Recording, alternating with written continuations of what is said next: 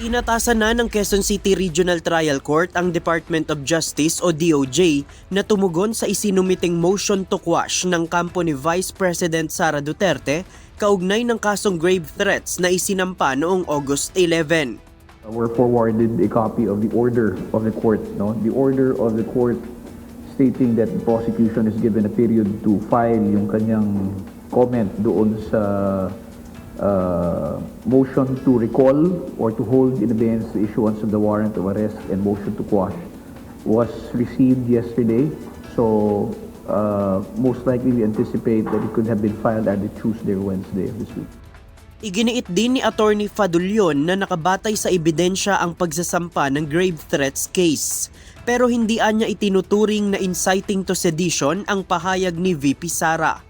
Ayon sa Prosecutor General, hindi pa napatutunayang nag-uudyok ang Vice Presidente sa publiko na lumaban sa pamahalaan. Taliwas sa naging pahayag ni Palace Press Officer Undersecretary Claire Castro. Sabi ko nga, kulang pa yun. As a lawyer, if you will watch the full video, the video in full, ang effect nun is, there is this intention to sow hatred against the president, against the government. So, it is not just a simple grave threats. Personally, my opinion. For me, but I cannot go against the DOJ. There is this element of inciting to sedition. We had mentioned that it is not inciting to sedition, no? When these are just mere utterance or speeches, no? When it is not proven that the accused or the defendant incited the people to rise publicly and tumultuously in order to achieve the ends mentioned under the particular article covered, which is Article 139 of the Revised Penal Code. So, ito po yung maaaring yun po ang pananaw ng ating Palace spokesperson. Pero ito po yung naging findings naman po ng ating mga prosecutors nung ito po ay sinubject to preliminary investigation. Una nang ibinasura ng DOJ ang inciting to sedition complaint laban kay VP Duterte dahil sa kawalan ng sapat na ebidensya. Samantala, tinugunan din ng DOJ ang argumento ng kampo ng Vice Presidente na hindi siya maaaring usigin habang may impeachment trial laban sa kanya. Ayon kay Attorney Fadulion, magkaiba ang criminal case at impeachment proceedings. Whatever it is that's going on before the impeachment court is different from the one that we have now. No? This is before the regional trial court.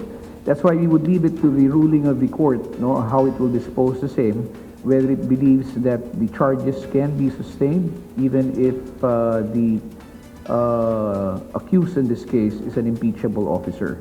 No, kasi wala namang nagbabar na hindi siya pwedeng filean ng kaso. Yun ang pananaw ng Department of Justice.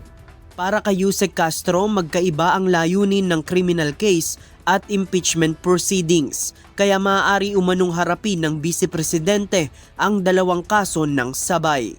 Sa impeachment proceedings kasi, dito inaalam kung yung leader ay dapat na maging leader pa. Yung kanyang kapasidad, yung kanyang mental health, yung kanyang pagiging agresibo, yung anger management, ito lahat ay dapat na nakikita kung ikaw ay magiging leader.